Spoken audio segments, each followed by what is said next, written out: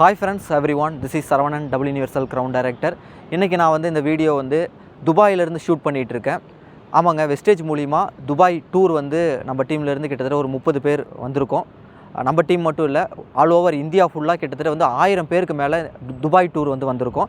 இந்த 2025 மட்டும் மொத்தம் 3 ஃபாரின் டூர் சொல்லியிருக்காங்க. அதில் ஃபஸ்ட்டு டூர் வந்து துபாய் பிப்ரவரியில், அந்த டூரில் தான் நம்ம இருந்து பேசிகிட்டு இருக்கோம். இப்போ நான் வந்து வெஸ்டேஜ் மூலிமா இது என்னோட 4வது ஃபாரின் டூர். ஃபஸ்ட்டு டூர் வந்து தாய்லாந்து போயிட்டு வந்தேன், அதுக்கப்புறம் வியட்நாம் போயிட்டு வந்தேன், அப்புறம் சுவிட்சர்லாந்து, இப்போ வந்து துபாய். துபாய் அப்படிங்கிறது இங்கே துபாய் மட்டும் இல்லை, க்ரூஸ் ஷிப், அதாவது சொகுசு கப்பல். ஒரு கிட்டத்தட்ட வந்து ஒரு 2000 பேருக்கு மேலே பயணம் பண்ணக்கூடிய ஒரு மிகப்பெரிய ஒரு சொகுசு கப்பல் துபாயிலேருந்து கத்தார் வரைக்கும். அது ஒரு 2 டேஸ் டூர் மாதிரி. இதெல்லாமே இன்க்ளூட் பண்ணி தான் இந்த துபாய் டூர் அப்படிங்கிறது, துபாய் க்ரூஸ் டூர் அப்படிங்கிறது தான் இதோட கான்செப்ட்டு.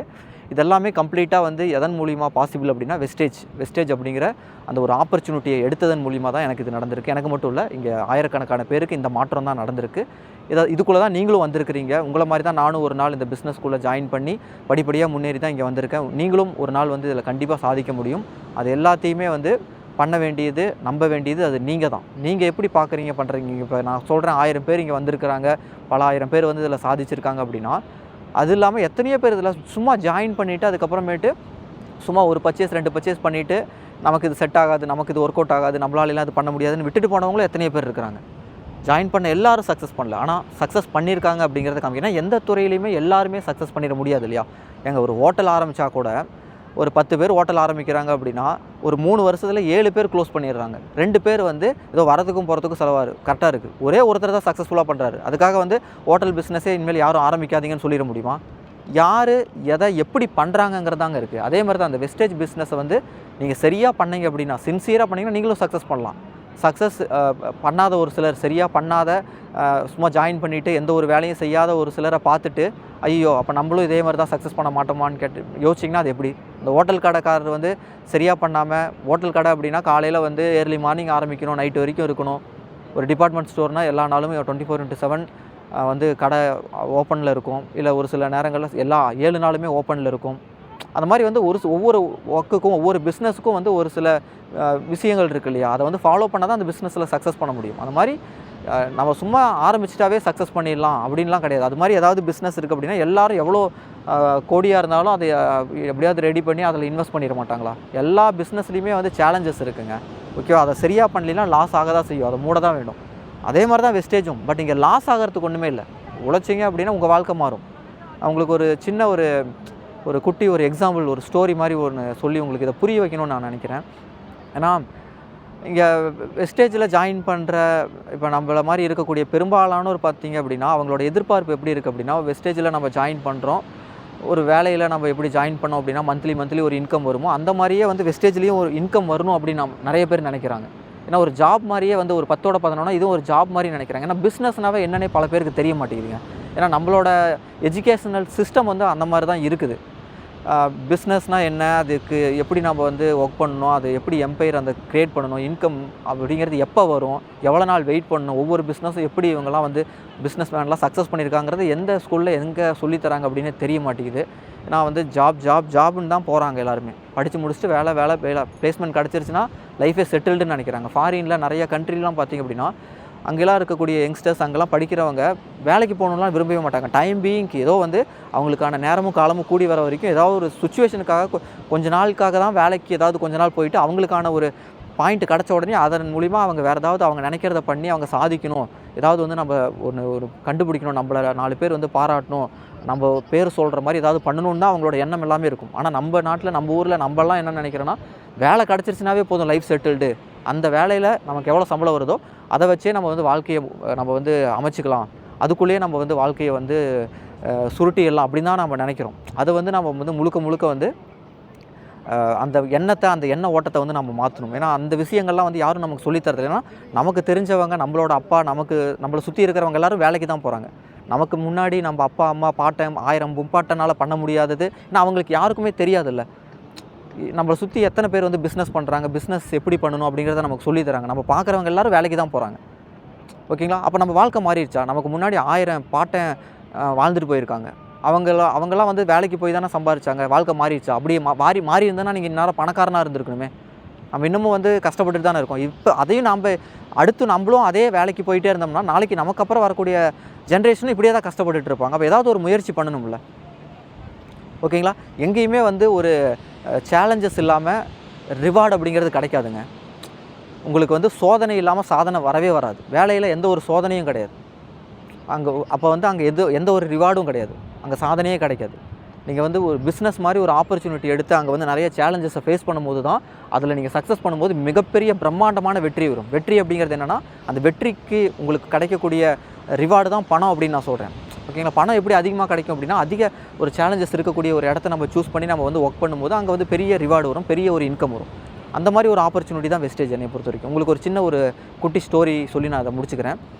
அதாவது ஒரு தாத்தா கிட்ட வந்து பேரன் வந்து கேட்குறான், நான் வந்து வாழ்க்கையில் சாதிக்கணும் அப்படின்னா, வாழ்க்கையில் நான் வந்து ஒரு சிறந்த மனிதன் ஆகணும் அப்படின்னா, வாழ்க்கையில் நான் வந்து ஒரு சக்ஸஸ்ஃபுல்லாக இருக்கணும்னா நான் என்ன பண்ணணும், நான் எப்படி இருக்கணும் அப்படின்னு சொல்லிட்டு அந்த தாத்தாட்ட வந்து அந்த பையன் வந்து கேட்குறான். அந்த தாத்தா வாழ்ந்து முடித்தவர், பல பேரை பார்த்துருக்காரு. அவர் பல வருடங்கள் இந்த பூமியில் வாழ்ந்ததுனால அந்த சின்ன பையன் அவர்கிட்ட வந்து கேட்கும்போது அந்த தாத்தா வந்து அவர் பண்ண தப்பு அவர் எல்லாத்தையும் பார்த்து புரிஞ்சுக்கிட்டு அந்த பையனுக்கு வந்து புரிய வைக்கணும்னு நினைக்கிறாரு. அந்த அந்த பேரனை வந்து ஒரு அந்த செடியெல்லாம் வந்து வாங்குவாங்க இல்லையா, அந்த கார்டன்லாம் செட் பண்ணுவாங்க இல்லையா, அந்த மாதிரி ஒரு செடி தோட்டம் அந்த இதெல்லாம் விற்கக்கூடிய அந்த ஒரு நர்சரி கார்டனுக்கு வந்து கூட்டிகிட்டு போகிறாரு. அங்கே வந்து ஒரு 2 செடி ஒரு கன்றை வாங்குறாரு. மரமாக வளரக்கூடிய ஒரு 2 சின்ன ஒரு கன்றை வாங்குறாரு. அந்த 2 கன்னையுமே கொண்டு போயிட்டு ஒன்றை வந்து வெளியே அவர் வீட்டுக்கு வெளியே தோட்டத்தில் வைக்கிறாரு. அந்த பேரனோட சேர்ந்து அங்கே வந்து வைக்கிறாரு. இன்னொன்று வந்து பத்திரமா ரொம்ப செக்யூர்டாக வீட்டில் வந்து வைக்கிறாரு. அப்போ அந்த பையன்கிட்ட வந்து அந்த தாத்தா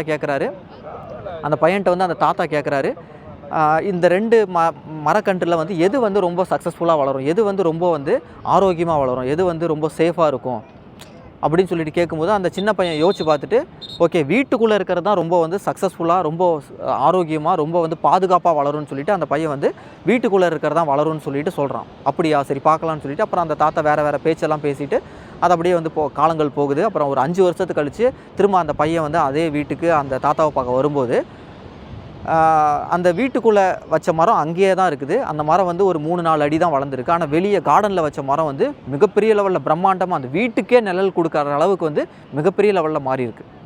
அப்புறம் அந்த மாறி இருக்குது. அந்த பையன் அதை ஜஸ்ட்டு பார்த்துட்டு அதனால் பெருசாக எதுவும் அவனுக்கு உணரலை. அவன் தாத்தாட்ட போயிட்டு, உங்கள்கிட்ட நான் வந்து உங்கள் மேலே கொஞ்சம் கோபமாக இருக்கேன், நான் வந்து லாங் பேக் வந்து உங்கள்கிட்ட வந்து வாழ்க்கையில் வெற்றி அடைகிறதுக்கு என்ன பண்ணணும்னு நான் கேட்கும்போது நீங்கள் எனக்கு எதுவுமே சொல்லலை அப்படின்னு சொல்லும்போது, நான் அதை உனக்கு இன்னமும் நான் சொல்லிட்டு தான் இருக்கேன், சொல்லணும்னு தான் நினச்சிட்டு இருக்கேன். அதை வந்து சும்மா ஒரு வார்த்தையில் வரியில் சொன்னால் புரியாது உனக்கு. அன்றைக்கி நம்ம வந்து ஒரு 2 மரக்கன்று வாங்கினோம் இல்லையா, நீ அதை பாரு, நீ உள்ளே வச்சதை தான் நான் வளரும்னு சொன்னேன். நான் உள்ளே வச்சுருந்ததுக்கு நான் டெய்லியும் தண்ணி கொடுத்தேன், அளவாக தண்ணி கொடுத்துக்கிட்டே தான் இருந்தேன், அதை தான் நான் பராமரித்தேன், எந்த ஒரு ஆடு மாடு கடிக்காமல் தான் வளர்த்தேன். ஆனால் அது வளரவே இல்லை. வெளியே வச்சதை பாரு, இது வந்து எத்தனை ஆடு மாடு கடிச்சிருக்கு, எத்தனையோ வந்து இடி மின்னலை பார்த்துருக்கு, எத்தனையோ வந்து சேதங்களை பார்த்துருக்கு, ஆனால் இது இப்போ எவ்வளோ பெரிய ஆலமரமாக வளர்ந்துருக்குன்னு பாரு. இதுலேருந்து உனக்கு என்ன புரியுது? நீ நினச்சா அதுதான் பெருசாக வளரும்னு நினச்சா, ஆனால் இதுதான் வளர்ந்துருக்கு. இதுலேருந்து உனக்கு என்ன புரியுது?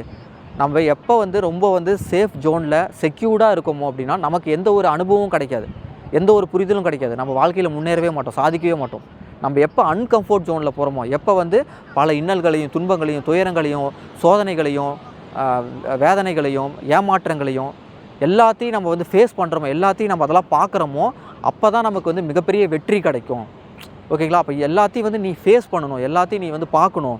எதையுமே பார்க்காம வெற்றி அடையணும்னு நினச்ச அப்படின்னா உனக்கு வந்து வெற்றிங்கிறது உனக்கு கிடைக்கவே கிடைக்காது, அது வெற்றியே கிடையாது. வெற்றி அடைஞ்சவங்க எல்லாரும் எல்லா விதமான துன்பத்தையும் துயரத்தையும் பார்த்து ஆர்ட் ஃபேஸை பார்த்து எல்லாத்தையும் கற்றுக்கிட்டு தான் மேலே வந்திருக்காங்க. அப்போ நீ வாழ்க்கையில் ஜெயிக்கணும் அப்படின்னா ஒரு அன்கம்ஃபர்ட் சுச்சுவேஷன்லேருந்து எதை சேலஞ்சஸாக இருக்கோ அதை சூஸ் பண்ணி அங்கே நீ வந்து ஃபோக்கஸ் பண்ணி கண்டிப்பாக நீ வாழ்க்கையில் ஜெயிக்கலாம் அப்படின்னு தான் அந்த பையனுக்கு அந்த தாத்தா வந்து அறிவுறுத்தினார். அப்போ இதை வந்து இந்த வெஸ்டேஜோடு நான் உங்களுக்கு கம்பேர் பண்ணணும்னு நான் நினைக்கிறேன். இந்த வெஸ்டேஜ் பிஸ்னஸ்க்குள்ளே நீங்கள் வரீங்க அப்படின்னா ரொம்ப சேஃபாக உங்கள் ஃப்ரெண்ட்ஸ் ரிலேட்டிவ் எல்லாருமே வந்து அப்படியே உடனே ஜாயின் பண்ணிட மாட்டாங்க. நீங்கள் வந்து வெஸ்டேஜ் பிஸ்னஸ் எடுத்து பண்ணும்போது உங்கள் ஃப்ரெண்ட்ஸ் ரிலேட்டிவ் சேர மாட்டாங்க, சேர்ந்தவங்க நிற்க மாட்டாங்க, அவங்க ஃப்ரெண்ட்ஸ் ரிலேட்டிவே கிண்டல் பண்ணுவாங்க, கேலி பண்ணுவாங்க, வெஸ்டேஜ் ஆள் பிடிக்கிற வேலை அது இதெல்லாம் என்ன வேணால் வாய்க்கு வந்தது என்ன வேணால் சொல்லுவாங்க. உங்கள் ஃப்ரெண்ட்ஸ் இவ்வளோ நாளாக கூடவே இருந்தவங்கலாம் வந்து கேலி பண்ணுவாங்க, ஒரு மாதிரி இருக்கும், அன்கம்ஃபர்ட்டாக ஃபீல் பண்ணுவீங்க, ஒரு ஏதோ ஒரு தனி உலகத்தில் இருக்கிற மாதிரி இருக்கும், நம்மளை எல்லாருமே வந்து நம்ம தனிமைப்படுத்தின மாதிரி இருக்கும். எல்லாத்தையும் தாண்டி தொடர்ந்து நின்னீங்கன்னா நீங்களும் வெற்றி அடையலாங்க. அப்படி தான் நானும் இங்கே வெற்றி அடைஞ்சேங்க. வெற்றி அடைஞ்ச ஒவ்வொருத்தருக்கும் இதுதான் சுச்சுவேஷன். ஓகே, வாழ்க்கை ஃபுல்லாக நம்ம கம்ஃபர்ட் ஜோன்லேயே எல்லாமே ஒரே மாதிரியே இருந்துடாது. ஓகேங்களா? அப்படி இருக்கிற வாழ்க்கையில் நமக்கு வெற்றியே கிடைக்காது, பெரிய இன்கமே வராது. அப்படியே அந்த மாதிரி ஒரு வாழ்க்கையில் மிகப்பெரிய வெற்றி கிடைக்கணும், மிகப்பெரிய இன்கம் வரணும்னு நினச்சிங்கன்னா வாழ்க்கை ஃபுல்லாக கிடைக்காது. அதை நீங்கள் புரிஞ்சுக்கோங்க. ஓகேவா?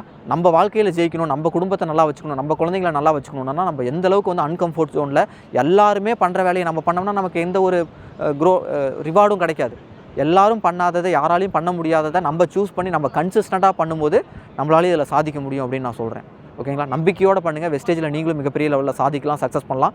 அடுத்தடுத்து வரக்கூடிய டூரில் நீங்களும் என் கூட வரலாம். இன்றைக்கி நான் பாருங்கள், துபாயிலேருந்து உங்கள் கூட நான் பேசிகிட்டு இருக்கேன். துபாயிலேருந்து இந்த வீடியோ ரெக்கார்ட் பண்ணிகிட்டு இருக்கேன். நம்ம டீம்லேருந்து எத்தனையோ பேர் வந்திருக்கிறாங்க. பீச் பாருங்கள்.